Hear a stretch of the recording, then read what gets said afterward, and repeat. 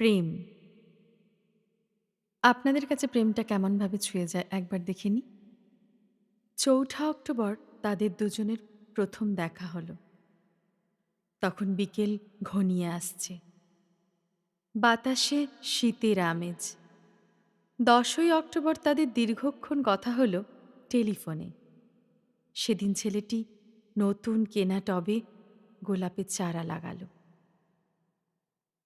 ৩০শে October রেস্টুরেন্টের নিরালা কেবিনে ছেলেটি বলল, তোমাকে আমি ভালোবাসি। মেয়েটি লজ্জায় মাথা নিচু করে টেবিলে আঁকিবুকি কাটল। ১২ই ডিসেম্বর গোলাপ গাছে কুঁড়ি ধরল। মেয়েটি রেস্টুরেন্টে ছেলেটিকে জিজ্ঞেস করল, কেন ভালোবাসো আমায়? আমি সুন্দরী তাই? তোমার চেয়েও সুন্দরী আছে কত?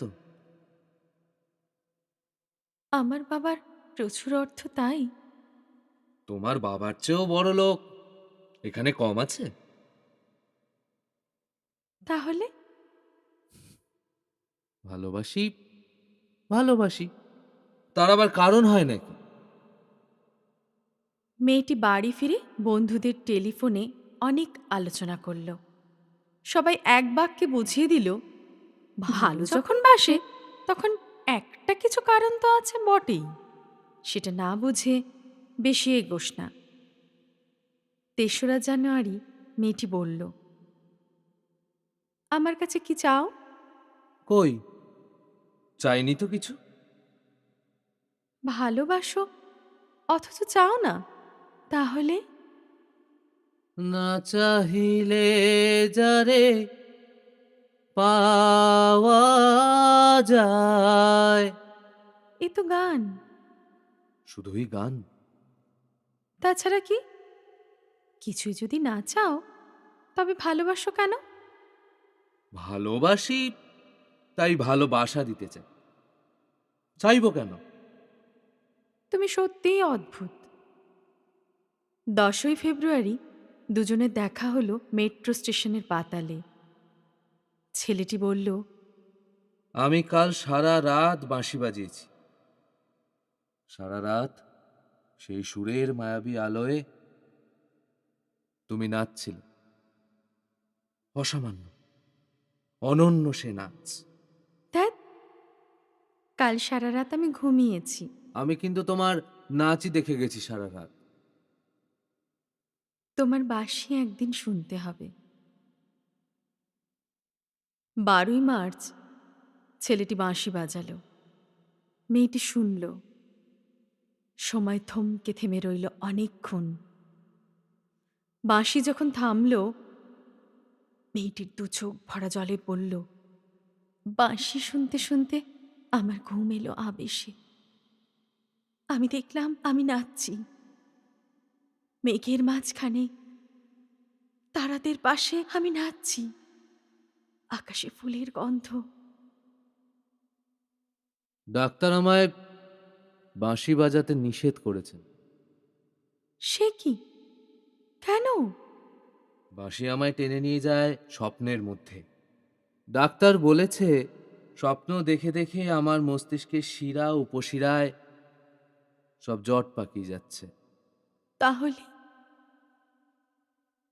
১৬ই এপ্রিল মেয়েটি বলল, আমার বন্ধুরা বলেছে তুমি খুবই ভালো, অসাধারণ, কিন্তু তুমি সৃষ্টি ছাড়া।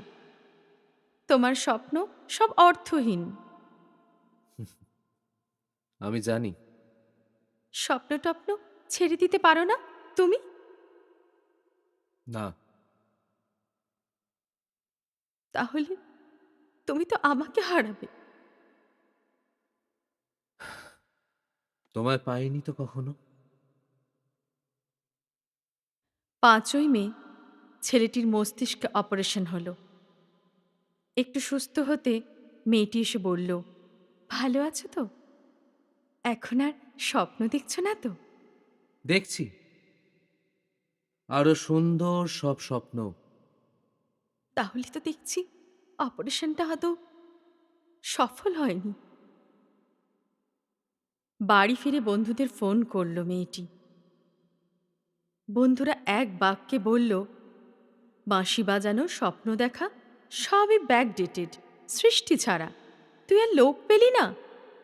তুই এত রূপসী, তোর এত উজ্জ্বল প্রসপেক্ট। ভালো যদি চাস তাহলে শিগগির বিয়ে করে ফেল তোর দাদার সেই বন্ধুকে। উনি তো শুনলাম কানাডাতেই সেটেল করবেন। ৭ই জুলাই মেয়েটি আবার জিজ্ঞেস করল, তুমি সত্যিই কি চাও বলো তো? তুমি আরো সার্থক, আরো সুন্দর হয়ে ওঠো। ব্যাস, আর কিছু না? আর চাই স্বপ্ন দেখতে। ও, স্বপ্ন তাহলে তুমি ছাড়তে পারবে না। না। তাহলে থাকো তুমি তোমার স্বপ্ন নিয়ে। ১২ই আগস্ট গোলাপ গাছে ফুল ফুটল অনেক। সেদিন দুপুরে ছেলেটির মস্তিষ্কে আবার অপারেশন হলো। ১৩ই সেপ্টেম্বর ছেলেটি মারা গেল। ১৪ই সেপ্টেম্বর মেয়েটির শুভ বিবাহ সুসম্পন্ন হল কানাডাগামী সেই পাত্রের সঙ্গে। ২০শে সেপ্টেম্বর গোলাপ গাছটি হঠাৎ ঝড়ে উপড়ে পড়ে গেল। সেদিন সন্ধ্যায় বিমানে মেয়েটি হানিমুনে গেল। যাবার আগে বন্ধুদের বলে গেল, স্বপ্নের চেয়ে বাস্তব অনেক ভালো, অনেক মধুর। স্বপ্ন দেখে কেবল বোকারা। ৪ঠা অক্টোবর ছেলেটির মা ঝরে পড়া গোলাপ গাছটিকে সযত্নে তুলে ফেলে দিলেন। শূন্য টবে তখন কয়েকটা পোকা, কয়েকটা মাছি। আমরা কেউ জানি না ওগুলো পোকা, মাছি নাকি ছেলেটির স্বপ্ন।